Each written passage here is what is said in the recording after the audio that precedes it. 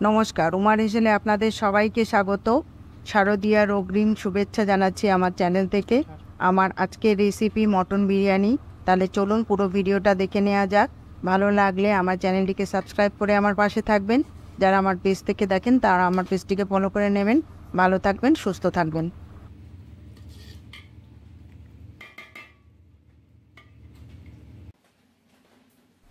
500 গ্রাম মতো পেঁয়াজ নিয়েছি। পেঁয়াজগুলোকে এবার এই পেঁয়াজের পেছনটাকে এইভাবে একটুখানি কেটে ফেলে দিয়ে এবার মাঝখান থেকে চিড়ে এবার স্লাইস করে কেটে নেব। পেঁয়াজ ব্রেস্তা করার জন্যে পেঁয়াজ স্লাইসটা যত পাতলা হবে তত কিন্তু ব্রেস্তা ভালো হবে। তো এইভাবে সমস্ত পেঁয়াজের স্লাইসগুলো এইভাবে আমি কেটে নেব। আমি 500 গ্রাম মতো যে পেঁয়াজ নিয়েছি সমস্তটাই এইভাবে কেটে নেব। যারা ভালো করে কাটতে পারে তাদের তো অসুবিধা হয় না, যারা কাটতে পারেন না তারা এইভাবে আমার মতো করে পাতলা পাতলা করে কেটে নেবেন। কাটাটাই মেন, যেভাবেই হলো মোট কথা পাতলা করে কেটে নিতে হবে। তো আমি এইভাবে সমস্ত পেঁয়াজগুলো কেটে নিচ্ছি।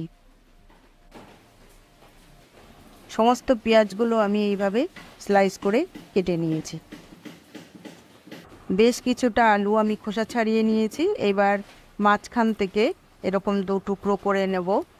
যতগুলো আলু আমার প্রয়োজন সেই হিসেবে আমি আলু নিয়েছি। আলুগুলো এরকমভাবে 2 টুকরো করে কেটে আমি জলের মধ্যে রাখছি। জলের মধ্যে রাখলে আলুগুলো কালো হবে না, আর এর যে কষগুলো থাকবে কষটা অনেকটাই বেরিয়ে যাবে। তো আলুগুলো আমার সব কাটা হয়ে গেছে। কেটে আমি এইভাবে জলের মধ্যে রেখে দেব, তারপরে বড়ে ধুয়ে পরিষ্কার করে নেব। বিরিয়ানির একটা মশলা তৈরি করে নেব। বিরিয়ানির মশলা বাজারে অ্যাভেলেবেল, আপনারা কিনে নিতেও পারেন, কিন্তু বাড়িতে করে নিলে বেশি ভালো হয়। তার জন্য এখানে আমি 4টে শুকনো লঙ্কা, একটা জৈত্রী পাপড়ি, অল্প একটু জায়ফল, 2টো কালো এলাচ বা কালো এলাচ বা বড় এলাচ, আর এখানে মৌরি খানিকটা 1 চামচ মতো, জিরে, সাজিরে, একটা তেজপাতা, কিছুটা গোলমরিচ, এলাচ, ছোট এলাচ, এই সমস্ত কিছু দিয়ে একটু রোস্ট করে নেব। রোস্ট করা হয়ে গেলে এইটাকে আমি মিক্সিতে আদা ভাঙা করে নেব, খুব মিহি পেস্ট করব না। বেশ কিছুক্ষণ ধরে নাড়াচাড়া করে এটাকে রোস্ট করে নিলাম মশলাটাকে। এবার মশলাটা নামিয়ে একটা প্লেটে রেখে ঠান্ডা করে নেব।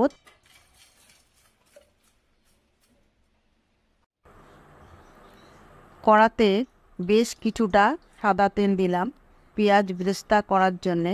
এবার তেলটা যত বেশি দেবেন ততটা কিন্তু বেশি দিতে হবে, অনেকটাই দিতে হবে। দিয়ে পেঁয়াজটাকে ভালো করে ভেজে ব্রেস্তা করে নিতে হবে।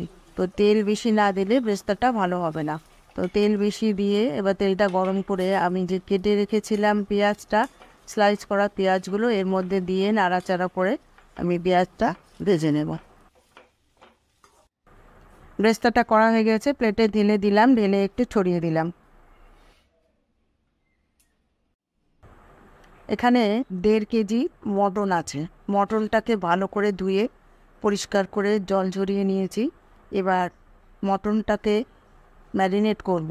মটনটার পিসগুলো আমি ঠিক খুব বড়ও করিনি, খুব ছোটও করিনি, মিডিয়াম সাইজের করেছি। এতে করে মটনটা ভালো গলে যাবে, সফটও হবে খুব। আর এবার আমি ম্যারিনেট করার জন্য এখানে 2 চামচ মতো রসুন বাটা দিলাম, আর দেবো এখানে 1 চামচ আদা বাটা, আর দেব পেঁয়াজ বাটা। এখানে 1 চামচ আদা বাটা দিয়ে দিলাম, আর পেঁয়াজটাকে খুব ভালো করে বেটে নিয়েছি। দিলাম 2 চামচ মতো পেঁয়াজ বাটা।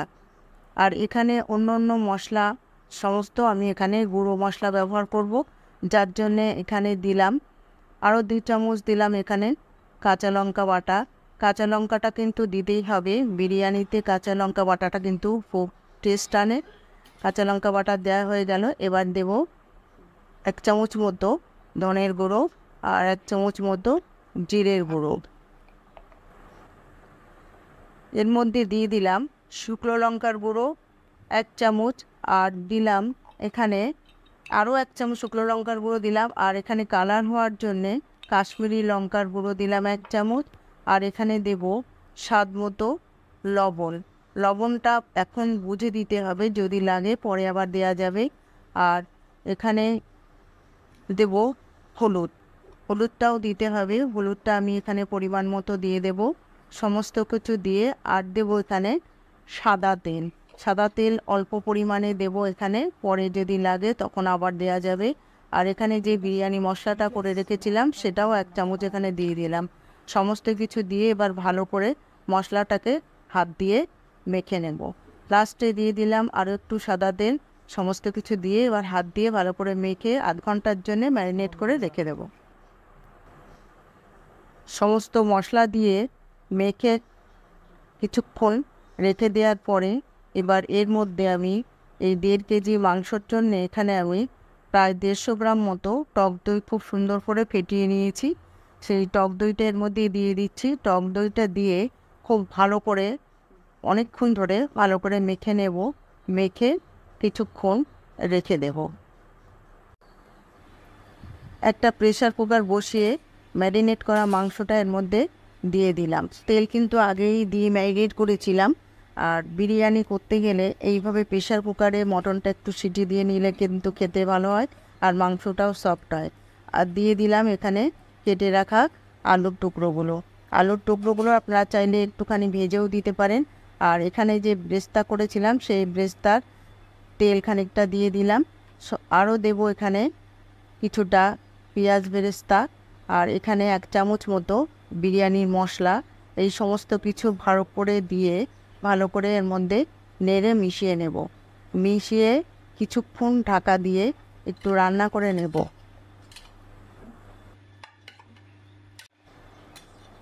মাংসটা আমি এইভাবে উপর দিয়ে ঢাকা দিয়ে কষিয়ে নিলাম। কষানো প্রায় হয়ে এসছে।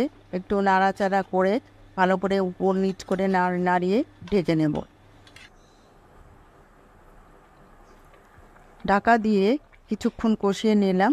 এবার কষানো হয়ে গেছে। এবার এর মধ্যে আমি পরিমাণ মতো জল দিয়ে দেব। জলটা দিতে হবে একদম মাংসটা আলুটা যাতে ডুবে যায় সেই পরিমাণে দিতে হবে।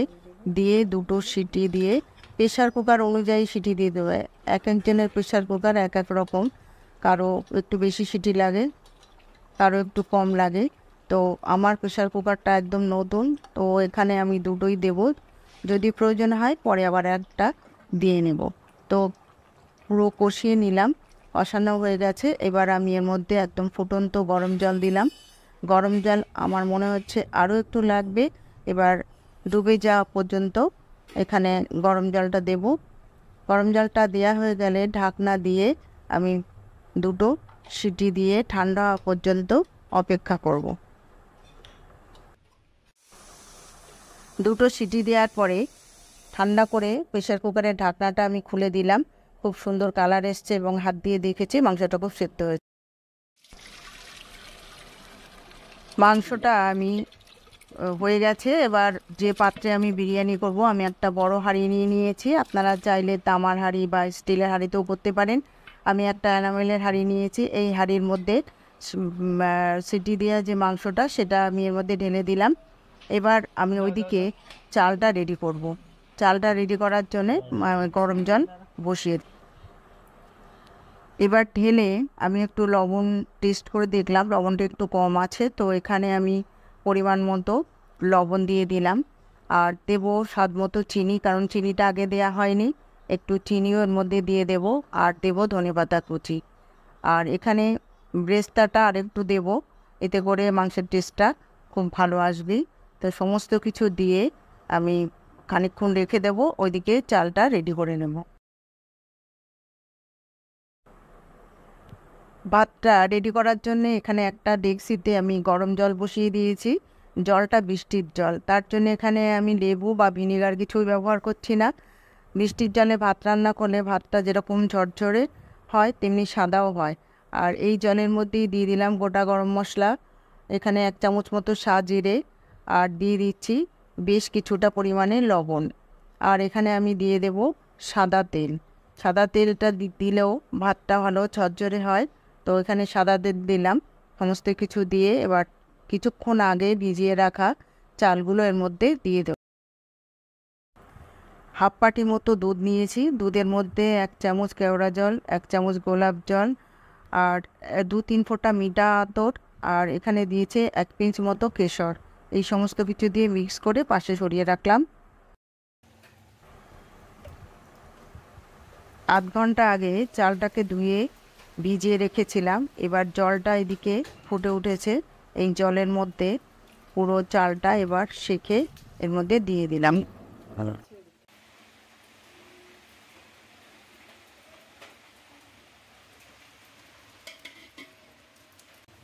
সমস্ত ভাতটা আমি এর মধ্যে দিয়ে দিয়েছি।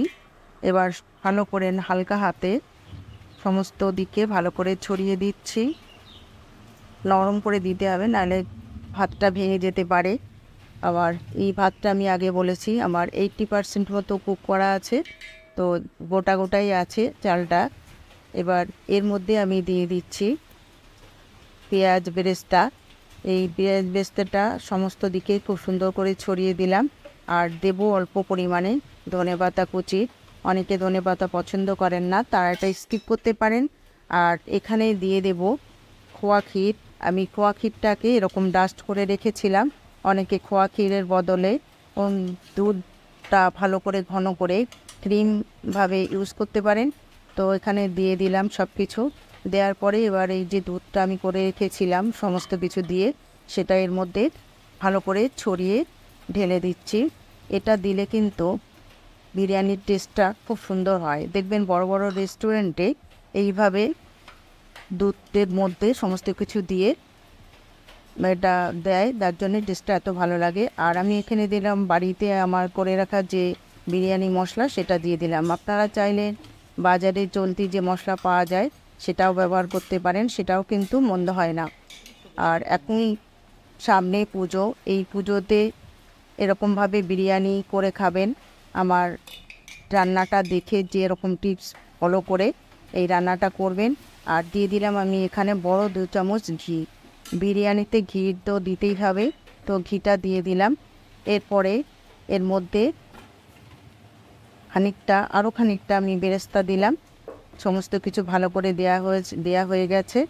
এবার এর মধ্যে আগে থেকে ঢাকনাতে আমি আটার লেচি করে রেখে দিয়েছিলাম, সেটা দিয়ে ভালো করে ঢেকে দিলাম। গ্যাসের মধ্যে এবার আমি একটা তাওয়া বসিয়ে দিলাম।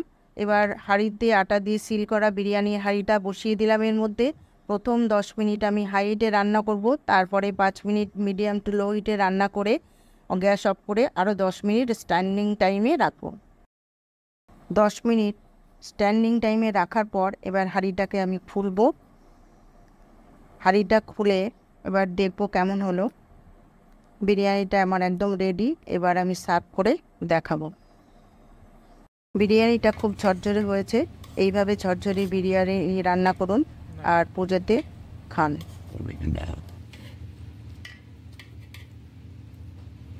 বিরিয়ানিটা তৈরি করা একদম রেডি, একদম ঝরঝরে বিরিয়ানি।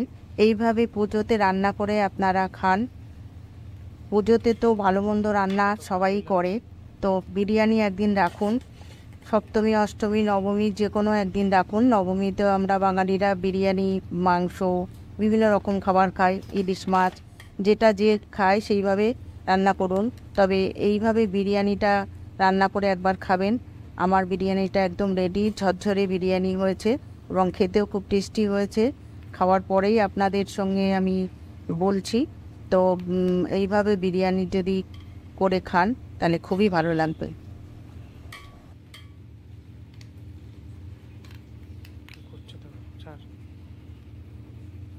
শশা দে।